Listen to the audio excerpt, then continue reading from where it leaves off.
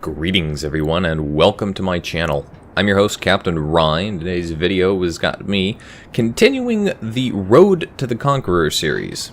This time I'm in the Tier 7 British battleship HMS King George V, also known as the KGV, here in World of Warships. As the battle gets underway, the map is Haven and it's standard battle mode. Now, as the battle gets underway here and there's not a lot of action going on, I'm going to discuss some of the failings of the ship that I found to be kind of miserable when playing this particular ship. Specifically, the big one that I want to point out is that this ship does not turn. Just like the Queen Elizabeth, a tier below it, this ship has a serious problem with turning. Mainly, it's got a 22-second stock rudder shift time, and just like the Queen Elizabeth and the Warspite, when it turns, it tends to lose a considerable amount of speed. And considering that its stock top speed isn't the best to begin with, that basically means that any shift in the rudder means you're going to bleed speed off. As you can see here, as I'm maneuvering the ship around just a little bit here and there, going full speed, I'm not actually going full speed. I am losing a considerable amount of speed every time I shift that rudder just ever so slightly. So if you're trying to pull a hard turn in this ship, you're gonna have a bad time, you're gonna lose a lot of speed, and you're just not gonna be able to pull that turn quickly. That's gonna leave you exposed on the broadside if you're trying to turn away in between battleship shots. That also means that you're going to have a significant problem if an enemy carrier decides to pick on you specifically. The anti-aircraft on this ship is not particularly good, and it might be a little too historically accurate in that respect. The Prince of Wales, the King George V, after all, was sunk on December 10th, 1941 by Japanese aircraft. So, yeah, as you can see here, torpedo planes coming in, and just look at this turn. This turn is not going very quick. I'm effectively losing a lot of speed. Now, I did slow down a little bit to try and torpedo beats. Am I going to be able to? Nah, I'm going to get hit by one there. Still, though, one is not the worst that could happen. But as you can see there, I really did lose a lot of speed. Even though I did try to slow down there, the turn did not go as quickly as I wanted it to. But it's important to note that this is with an improved rudder shift time with that rudder shift module. Instead of taking the damage control mod 2, I opted to take the rudder shift so that I can improve that time down to 11 or 12 seconds instead of 22. It really does make a factor when getting the ship to cooperate. Without it, there's no way I'd have made that turn in time, and I probably would have eaten a lot more. Managed to secure first blood on a poor cruiser by citadeling him a few times and finish him off. But you can see here, I've taken a huge beating from that aircraft carrier. I'm on fire, I'm burning, I'm still taking shots in, and I'm kind of thinking that this battle might actually very well end very, very shortly, which wouldn't surprise me considering I seem to be having that kind of situation with this ship. I didn't play that many battles in it because I just couldn't tolerate it. The guns on the ship were not as good as I was hoping that they would be at Tier 7. They're 14-inch guns, so they're the smallest of any Tier 7 with the exception of the Scharnhorst, but that's a premium. And they're not as accurate as I was hoping that they would be. You get 10 of them, sure, but they are definitely not as accurate as I was hoping they would be. As you can see here, I finally managed to break contact with all of those ships there. I'm far enough away that the shots coming in from the other ships are not going to impact me, and anybody who can see me is not really in a position to shoot at me. Of course, enemy CV going to continue to spot me with aircraft as the friendly carrier brings his planes back over. What I've done here in this battle, and something that I think a lot of battleship players, and a lot of cruiser players, and a lot of destroyer players don't really understand how to do, but mostly battleship players at these kinds of tiers, is that I've turned hard and away. I've gotten as far away from the front line as I basically can. I've gotten friendly ships between me and the enemy, so at least there's something else for them to shoot at.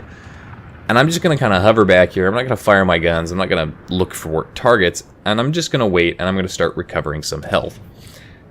The British battleship line, starting at about the King George V, is pretty reasonable at recovering health.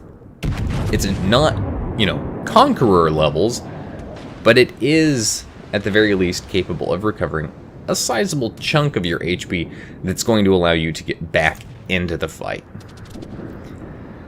The other aspect of this ship that I don't like is that top speed.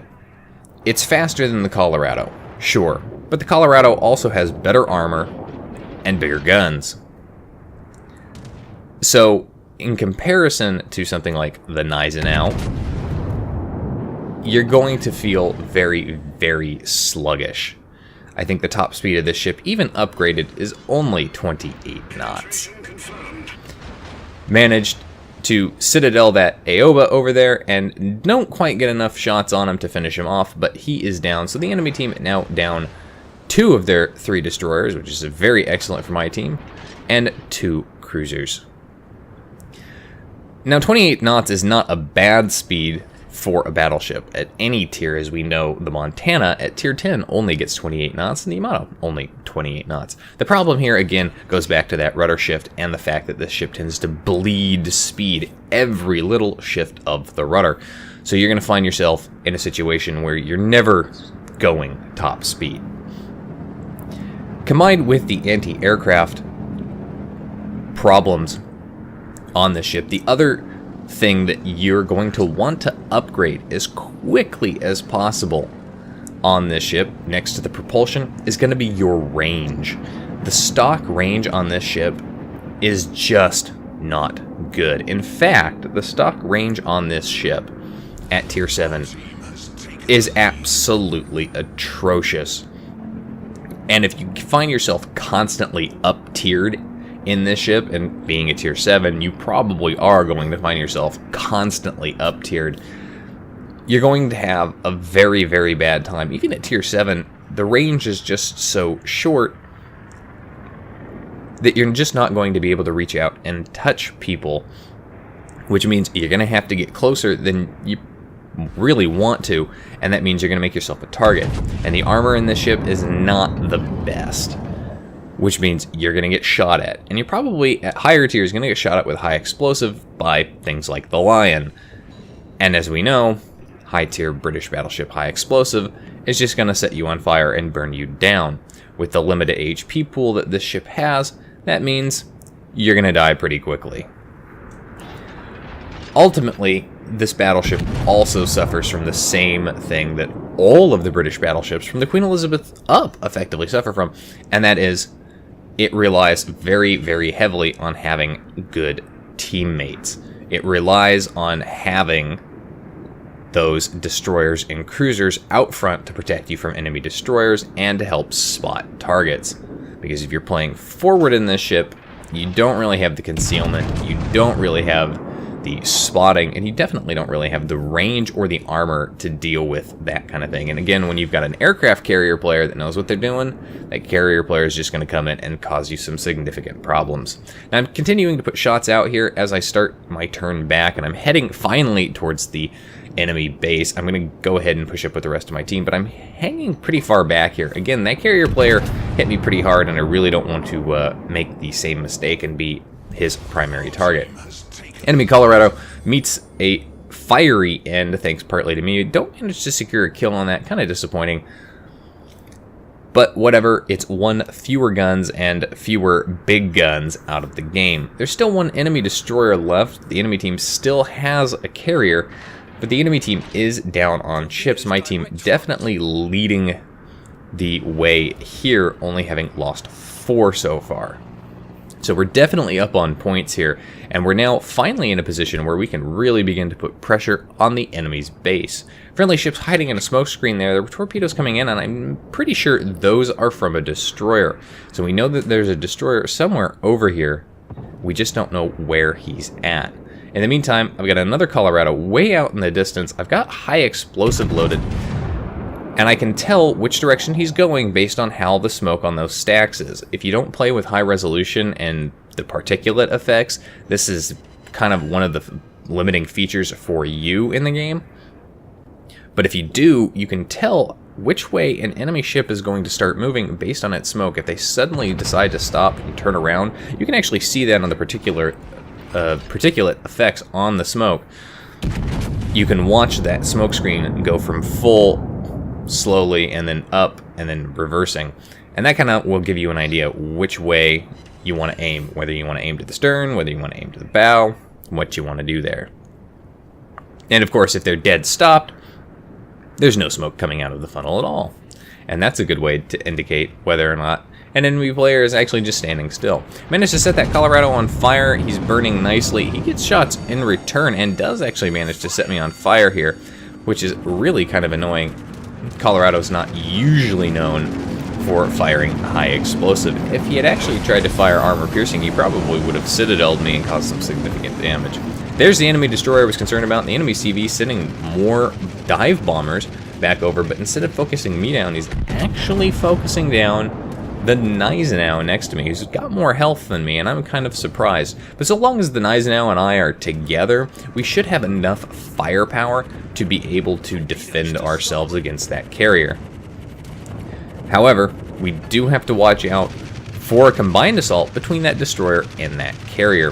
The carrier is sending more planes in here, but you can see my anti-aircraft is not doing anything really to deal with that carrier's planes. In fact, almost all of the carrier's planes were shot down there by the Gneisenau in this engagement.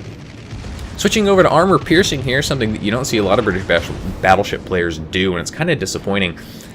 Even with the 14-inch guns, at this kind of range, armor piercing on a broadside battleship, even a tier 8 one that's German with that, turtleback armor, can still mean a significant amount of damage done, and in this case, enough penetrations to secure another kill. And now, we're finally pushed in and putting pressure on the enemy's base. Enemy is now down to a battleship, a destroyer, and an aircraft carrier. That battleship off in the distance that I've set on fire a few times is fairly low health, so I'd like to get shots onto him. Now you can see here the turret rotation is not the fastest, so it's something that you have to consider. Maybe using the American battleship tactics, and that's to turn your ship to get your guns on target sooner. Colorado puts out the fires that were burning on him. A little disappointed because he was very low health. It would have been nice to secure that kill. I get shots out there, kind of overconfident that those are going to hit and finish him off, and not quite enough to actually finish him off. He still has some health remaining, and of course, being a battleship, he could actually start recovering a lot of that fire damage. Because my spotter is down and out, that means I can't see him, and he's actually outside of range. So that gives you an idea of what kind of poor range you're actually looking at. Take shots off at that destroyer. Actually managed to connect against that destroyer, but not enough to actually kill him. It is armor piercing after all. Enemy carrier sending in more dive bombers, and I'm kind of concerned that he's decided that I'm his primary target. Again, going into the concept here that the anti-aircraft on this ship just is not the good. You're not talking about Bofors on this ship, you're actually talking about the pom-poms, which are absolutely not as good as the Bofors. And it really does tend to lack that long-range anti-aircraft capability that you see on American battleships that you've become used to, start shooting down 1 or 2 planes when they're still 3 or 4 kilometers out, and then as they approach you and get on top of you, you just start ripping squadrons apart. This is not the case in this ship. So, to caveat that, if you are going to play this ship, I would highly recommend playing with at least one equal tier cruiser. Maybe go out in something like the Fiji, a Pensacola, an Indianapolis. Literally anything that has a defensive fire and has decent anti-aircraft, so that you can, at the very least, defend against planes. And then, have them sail a little bit in front of you because they are faster. have them sail a little bit in front of you, and then help screen against things like destroyers. The battleships can be relatively sneaky. That's a trait of the British battleship line from the Monarch up. Not really at the King George V, because it's tier 7. It can't actually put the concealment module on, but with the concealment expert, it does reduce that just a little bit. And so what you find is that at higher tiers, these battleships can be very, very sneaky, and you can use that to your advantage to avoid incoming fire, especially from long range. But the secondaries on those ships are also not terrible. So if you do have to close in and get to close range, and we'll see some of those battles in later videos, you can actually do some reasonable damage with your secondary batteries. Now, the enemy carrier has finally been spotted. I've got armor piercing loaded because I want to citadel him, and this is going to kind of give you an idea of just what kind of damage this armor piercing can do to a carrier. 14-inch armor piercing at tier 7, it really not doing as much as I'd like it to. You can see there, those second shots actually managed to miss. This carrier is trying very, very hard to finish me off, and he almost succeeds there, nearly taking me out of the game. At this point, though, my team is way up on points. We're in the lead. We're still capturing their base, but he still has planes left, so he could cause a serious problem. However, our carrier does have planes left too, so he's coming in there to take shots out. Now, I managed to get a huge hit on this guy, but no citadels. Those 14-inch guns against this carrier just couldn't quite penetrate that citadel, and that gives you an idea of the penetration values of that armor piercing and why you see a lot of people using the high explosive. So I switch over to the high explosive partly because he's now bow onto me, and partly so that I can just set him on fire and finish him off. The saving grace to having the 14-inch guns at tier 7 is that, like the Gneisenau, you actually get a fairly quick reload as a result, just a slightly quicker reload than you would with, say, the 16-inch guns. Friendly carrier manages to hit that carrier and nearly takes him out, finishes off with flooding. Actually, no, he didn't finish him off with flooding. It was the cruiser, the Leander, behind us, who finished him off with flooding, which is kind of disappointing because I wanted to finish off this carrier because he's caused me such significant problems in this entire game. But look at that. I survived the game with, I think, less than 1,000 health at this point. And now that the carrier is dead, I don't have to worry about any more planes coming in. So I can go ahead, I can make my nice leisurely turn and get back to the enemy base and continue capping it. And the enemy destroyer has been spotted. He's not got a lot of health left. I've got high explosive loaded, so I'm going to get shots out there. But you can see there were other ships closer, and they get him finished off. So all in all in this game, 124,000 damage. Not too bad there. Not the best, not like super amazing. The only real awards there earned were First Blood and Dreadnought. And yet this is pretty much the best battle I had in this ship. So it's not something that you're going to go and do super amazing plays in. It can happen, but it does require a lot of team support. Still though, top of the team for XP earned, just over 2,000 base XP, just a little bit higher than the next nearest player on the team. Anyway, that's it for today's video, folks. If you like the video, hit that like button, hit the subscribe and follow button, and leave a comment down below. If you'd like to get semi-regular channel news and updates, you can do so by liking and following me on Facebook. If you'd like to help support me in the channel, as well as gain additional supporter perks, you can do so by becoming my Patreon. If you've got a replay like this, you can send it to my email. And if you'd like to watch me play various games, including World of Warships live from time to time, you can follow me on Twitch. You can find the links for all of those in the video description down below. And as always, I'll see you next time. This is Captain Rye, signing off.